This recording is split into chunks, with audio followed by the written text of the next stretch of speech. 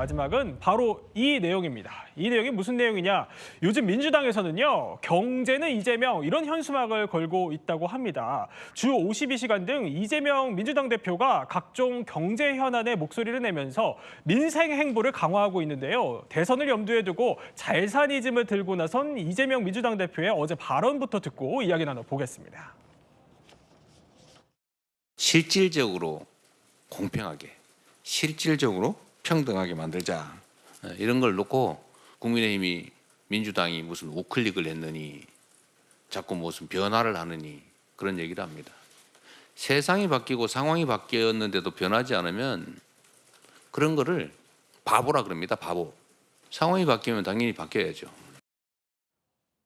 자, 성시훈 민주당 정책위 부의장 또 모시고 이야기 나눠보겠습니다. 자, 이남희 기자, 결국 불발됐어요. 무슨 얘기냐? 반도체 특별법 말인데 이거 사실 무산된 원인 정확하게 뭡니까? 정확하게는 우리가 주 52시간 일해야 된다는 조항이 있잖아요. 근데 이 반도체 산업은 굉장히 발전해야 되고 경쟁이 치열하니까 이 조항을 예외로 넣자라는 것이 이제 여당의 주장이었고, 사실 이재명 대표가 아니 일 몰아서 왜 안 되냐 하면 안 되냐라는 질문에 답하기가 좀 어렵더라 해서 이거 민주당이 받는 거 아닌가 했는데, 결국 민주당에서 이 조항을 넣지 않기로 하면서 이 조항 빼고 다른 조항, 그러니까 반도체 산업 도와주자, 이건 다 하자 이렇게 나오면서 결국 여야의 입장이 엇갈리면서 현재로서는 불발이 됐습니다. 네, 이남희 기자가 언급한 사실 이재명 민주당 대표는요, 반도체 업종 주 52시간 예외에 대해서 원래 입장은 사실 이랬습니다.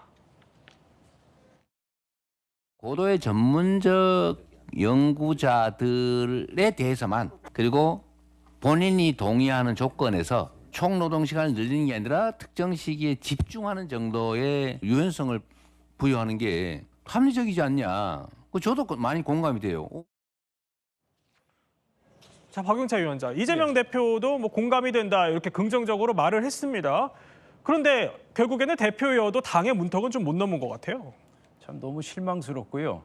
사실 혹시나 하면서 기대를 했는데 역시나로 끝났다, 그렇게 말씀드릴 수밖에 없고, 이렇게 그 국가의 중요한 정책을 호떡 뒤집듯이 이리 뒤집고 저리 뒤집는 저러한 행태는 결코 바람직하지 않다. 그리고 경제 주체들이 가장 싫어하는 게 불확실성인데, 지금 이재명 대표는 경제의 불확실성을 지금 증폭시키고 있다. 그런 차원에서 지금 주 52시간 예외 조항 같은 경우 지금 뭐라고 그랬습니까? 한꺼번에 몰아서 일하자는데 할 말이 없더라. 그렇게 얘기했다가 며칠 뒤에 주 52시간 예외가 왜 꼭 필요한가 이렇게 말을 바꾸더니, 그 국회 교섭단체 대표 연설인가요? 거기서는 주 4일째까지 제시하는, 그러니까 오른쪽 우회전 깜빡이를 켰다가 실제는 좌회전을 하는 무척 위험천만한 지금 운행을 하고 있다. 저는 그렇게 보고 있고요. 이렇게 그 호떡 뒤집듯이 막 이리 뒤집고 저리 뒤집는 저러한 행태는 결국 우리 대한민국의 중요한 정책들을 지금 호떡 신세로 전락시켰다. 저는 그렇게밖에 볼 수가 없겠습니다. 네, 그래서 그런지 여당의 비판이 상당히 거셉니다.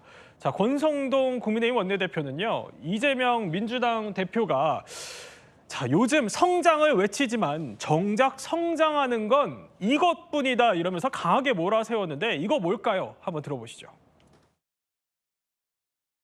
민주당이 결국 반도체 특별법에서 주 52시간 예외 조항을 삭제하기로 했습니다. 국내 반도체 산업의 경쟁력 강화를 위한 절실한 요청을 묵살해버린 것입니다. 이것 하나만 봐도 요즘 이재명 대표가 애추고 있는 친기업이니 성장은 거짓말입니다. 조기 대선을 겨냥해 표를 얻기 위한 기회주의적인 술책일 뿐입니다.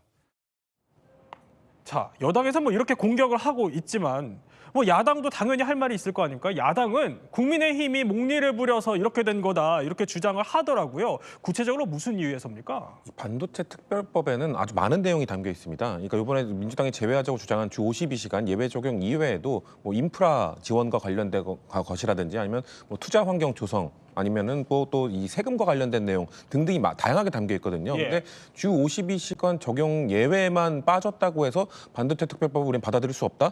이거는 정치 반도체 본연에 벗어난 것이죠. 정치라는 것은 민주당이 주장하는 것, 또 국민의힘이 주장하는 것 이렇게 합쳐서 정말 반도체 이 산업 시장을 뭔가 지원하기 위한 그런 벽을 만드는 거 아닙니까? 근데 그 본인들이 원하는 한 조항이 빠졌다고 해서 이거를 용납할 수 없다. 사실 일단은 그러면은 제가 말씀드린 인프라 지원 이런 것들 하면서 반도체 이 산업에 지원을 해주면서도 그 주 52시간 계속 얘기해보자는 겁니다. 그럼 나중에 그게 정말 현장의 목소리를 반영했을 때 그게 필요하다고 생각이 되면 그때 가서 수정안을 내면 되는 거 아닙니까? 근데 국민의힘은 뭔가 그 한 줄 없으면 무조건 못한다. 이런 식으로 얘기하는 게 저희는 잘못됐다는 것이고요. 네. 이재명 대표가 이야기했던 거는 기업 측 얘기를 들어보니 이거 예외할 수 있는 것 아닌가라고 생각을 해봤는데 저희는 원칙은 현장의 목소리, 노동자 측의 목소리도 들어봐야 된다는 겁니다. 근데 노동자 측 얘기를 또 들어보니 이렇게 예외를 두기 시작하면은 다른 산업으로도 확산될 수도 있고 또 결국은 그 노동 시간이 과중되는 이런 위험에 처할 수 있다. 이런 주장을 좀 받아들여서 그럼 좀 더 논의해보자. 그리고 일단 빼고 일단은 반도체 산업의 그 지원을 위해서 특별법을 통과시키자고 주장한 겁니다. 네. 그런데 여권에서는 입장이 달라진 거 이것뿐만 아니라 또 이런 지적들도 나와요. 무슨 얘기냐면 자, 박용세 위원장. 예. 그러니까 1인당 25만 원 지급에 있어서 입장이 달라졌다 이렇게 지적을 하는 건데 자, 이 대표가 추경을 위해서 전 국민 25만 원 포기가 가능하다 이렇게 얘기했던 게 지난달 31일인데 그런데 다시 최근 52만 원을 지역 화폐로 나눠주자는 쪽으로 민주당이 방향을 선회했다 이렇게 여당은 꼬집더군요. 그게 무슨 얘기입니까? 참 저것도 보면 저 이재명 대표의 신뢰성을 의심할 수밖에 없는 그러한 좋은 사례다 저는 그렇게 생각합니다. 얼마 전에 지금 말씀하신 대로 민생회복지원금 포기하겠다고 얼마나 당당하게 이야기했습니까? 그런데 다시 소비 쿠폰을 통해서 민생회복지원금과 똑같은 효과를 누리게 하겠다. 한번 생각을 해봅시다. 현금 살포에 대해서는 많은 국책연구기관에서 문제가 있다고 지적하지 않았습니까? 특히 한번 생각을 해보시죠. 13조 원을 현금 살포하는 게 좋겠습니까? 아니면 13조 원에 해당하는 현대자동차 전기차 공장 7개 만드는 게 국가 경제의 보탬이 되겠습니까? 이건 대답이 명약관화한 그러한 상황인데 지금 계속 현금 살포를 주장하는 파퓰리즘식 이런 경제 정책으로는 더 이상 경제 발전을 도모할 수가 없다. 네. 그 말씀을 다시 한번 드리겠습니다. 성실 부의장, 이걸 어떻게 봐야 되죠? 그 25만 원 민생지원금은 기존에 이재명 대표가 주장해왔던 기본소득, 기본사회 이런 것들을 연일 주장을 했었기 때문에 현금으로 주자는 얘기였죠. 예. 근데 그거에 대해서 비판이나 아니면 반대 여론이 있다 보니까 그러면은 왜냐하면 25만 원 현금을 줬을 때 워낙 지금 시장이 얼어붙어 있으니까 이걸 안 쓰고 쟁여두면 어떡하겠냐. 우리가 25만 원을 어떻게든 추경을 통해서 뭔가 만들어보자고 한 것은 얼어붙은 시장을 뭔가 마중물을 이용해서 돌려보자는 것인데 그러면은 지역화폐는 다릅니다. 현금으로 주자는 것이 아니라 어떻게든 소비 쿠폰으로서 쓸 수 있도록 해서 실제 경제에 소비자들의 지갑을 한번 열어보자는 것이기 때문에 명백히 다른 겁니다. 그렇기 때문에 똑같은 25만 원이라는 이름이 같다고 해서 또 말 바꾼 거냐, 또 원래대로 돌아간 거냐 이렇게 주장하시는 것은 저는 온당치 않다고 생각합니다. 네, 이재명 민주당 대표는 국민의힘이 민주당이 우클릭했다 경제 정책 비난을 하는데 민주당은 원래 경제 중심 정당이다 이렇게 또 반박을 하고 있습니다. 그런데 이런 이재명 후보를 여권에서 또 가장 비판을 하고 있는 한 사람이 있습니다. 바로 오세훈 서울시장입니다. 야당에서 명태균 특검법을 발의한 데 대해서 입을 열었습니다. 검찰 수사 한 번이면 끝납니다. 명태균 수사를 천천히 해가지고 명태균 씨 입에서 나오는 말 때문에 전국이 출렁거리면 그건 검찰의 직무유기죠. 죄가 있으면 감옥 가는 거고 죄가 없으면 빨리 정리되는 게 그게 국민들께 덜 혼란스럽게 해드리는 거 아니에요?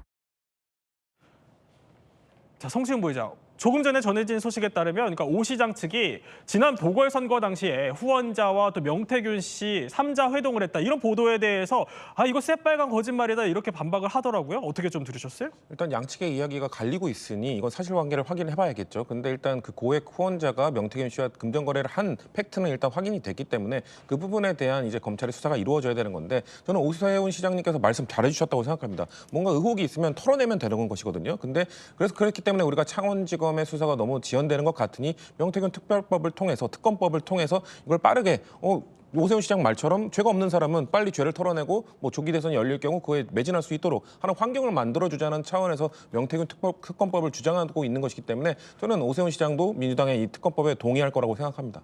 박용세 위원장 어떻게 보십니까? 일단 저는 한 가지만 말씀을 드릴게요. 지금 명태균 씨 측의 입장이 구체적으로 나오고 있지만 그러나 한 가지 궁금한 사실은 여론조사 결과를 오세훈 시장이나 오세훈 시장 주변의 캠프에 전달받았다는 사람이 나오질 않고 있어요.